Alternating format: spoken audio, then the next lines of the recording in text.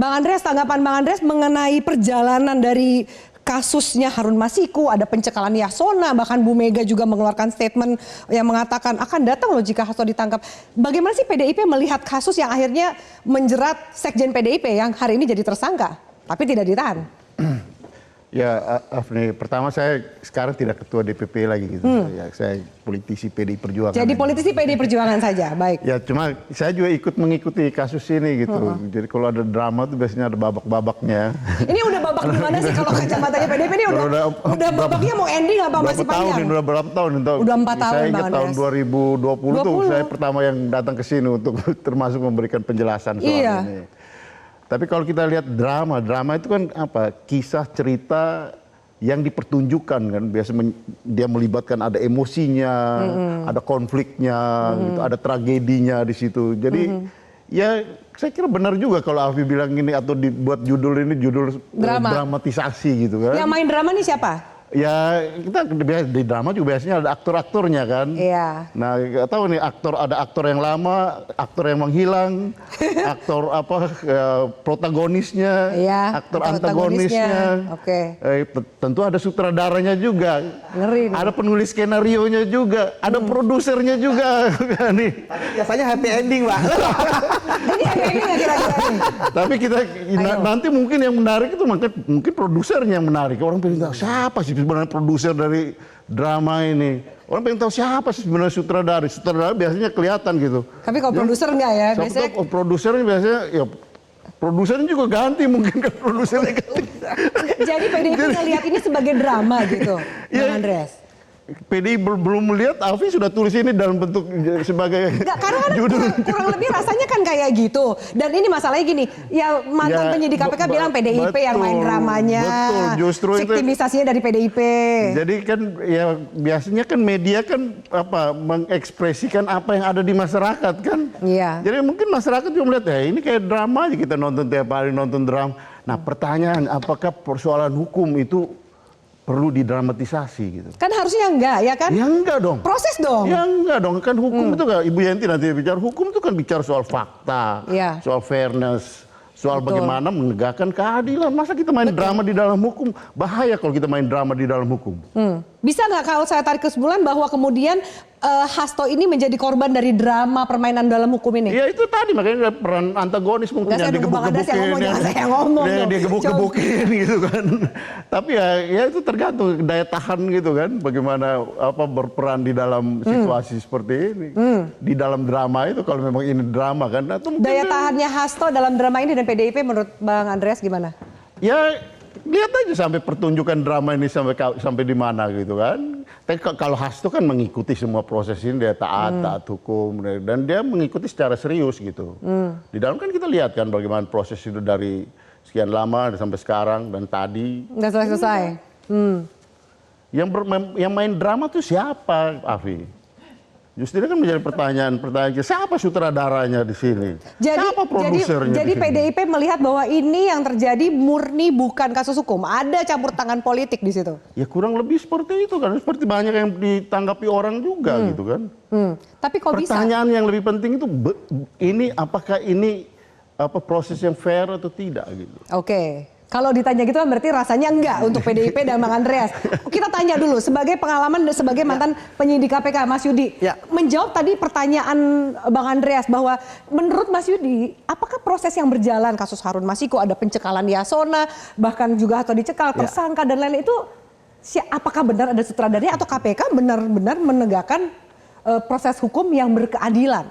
Ya sebenarnya kan semua itu bisa diuji ya, mau dari ujian di internalnya KPK sendiri, kemudian juga diuji dari tersangka ya. Namun tadi saya katakan bahwa pembelaan bagi tersangka kan bisa dilakukan dengan berbagai macam cara, baik dengan bidang hukum, dan itu sudah akan dilakukan ya pra-peradilan ya, ataupun ya pembelaan terkait dengan bahwa ini bisa jadi kriminalisasi dan sebagainya. Saya pikir itu tidak jadi masalah pembelaan media dan sebagainya. Yang paling penting adalah KPK tetap tegak lurus kalau bahasanya. Jadi ini KPK tegak lurus gak nih? Ya harusnya tegak lurus dalam artian bahwa menjalankan secara proper. Namun saya hari ini ketika Pak Hugo menjelaskan tentang drama ya, saya melihat bahwa hari ini terjadi anti klimaks. Di mana anti klimaksnya menurut Mas Yudi? Ketika ya Dengan tidak KPK ditahannya Mas yang Hasto. seharusnya biasanya lah ketika melakukan pemanggilan tersangka, artinya pemanggilan tersangka itu kan terkait dengan kasus suap ya.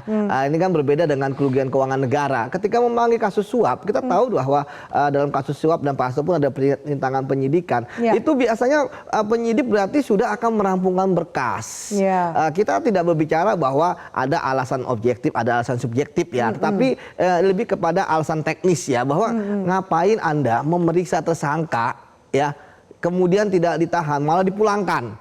Ya kan, ini kan jadi pertanyaan saya yang paling menarik sampai saat ini, bahwa ketika melakukan penahanan tentu di situ ada peran penyidik ya, karena itu kewenangan mereka, tapi tidak bisa dipungkiri juga pimpinan harus mengeluarkan surat perintah penahanan. Nggak bisa penyidiknya sendiri ya saya menahan Anda, enggak, karena memang di KPK proper. Nah, saat ini ketika misalnya terjadi, misalnya kita lihat ada perbedaan ketika Pak Hasto diperiksa sebagai tersangka, beliau benar kata Pak Hugo, saya melihat memang memenuhi ya semuanya, termasuk tadi hari ini jadi tersangka datang ya.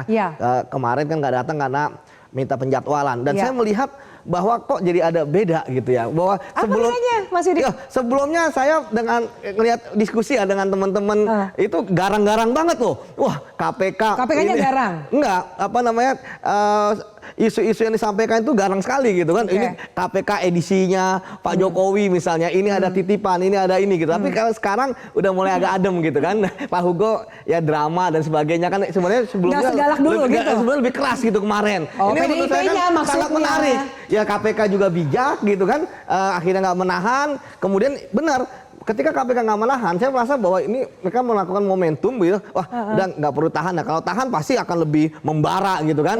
Tentu akan kontraproduktif, kan kita mau negakin hukum, bukan mengincar orang. Nah, sekarang ya saya pikir akhirnya perang sekarang akan ada di pra peradilan, tetapi kan itu akhirnya hukum, dan semua yang terjadi terkait dengan masalah video, ya kan, masalah bahkan sampai ke Rusia, mungkin sekarang udah titiknya di Ukraina, perbatasan mungkin ya, itu akhirnya saya pikir akan hilang gitu kan. Nah, sekarang fokusnya adalah bagaimana timnya Pak Hasto ya bisa memenangkan pra peradilan, dan KPK juga bisa memenangkan pra peradilan. Ini kan nanti akhirnya terjadi. Pertaruhannya kan di pra peradilan ya. Itu semua terbuka. Mas, aku mau tanya, apa kira-kira sebagai mantan penyidik, apa alasan yang mungkin bisa diberikan kepada publik ketika seorang tersangka, bahkan dikatakan dulu sebelumnya kayaknya panas banget ya antara KPK dan PDIP atau Hasto lah. Nah, kemudian tidak ditahan, apa pertimbangan subjektif dan objektifnya?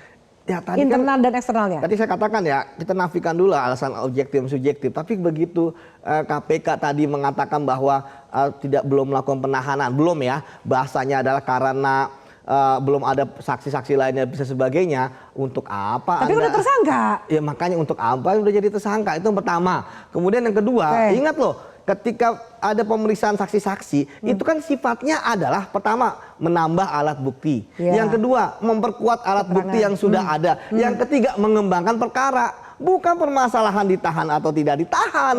Kan menarik. Ya kalau gitu ngapain memanggil Pak Hasto? Kalau saya bilang ngapain manggil nanti di ujung, karena ketika semuanya udah terkumpul. Betul, gitu dan ya. KPK ketika misalnya tersangka korupsi di KPK nggak mungkin tidak ditahan. Seperti itu. Ini ada apa? Dan KPK seolah-olah membiarkan ada pertarungan di pra peradilan. Sebelumnya pikiran kalau misalnya ada pra peradilan, kita akan segera melengkapi berkas, sehingga ketika ada pra peradilan kita sudah melakukan dakwaan sehingga gugur pra peradilannya. Ini benar-benar aneh juga. Jadi ketika Pak Hugo mengatakan ada drama dan sebagainya, ketika dikatakan kebetulan, kok kebetulan banget gitu kan. Gitu. Tapi kan kita tuh nggak ada kebetulan gitu kan.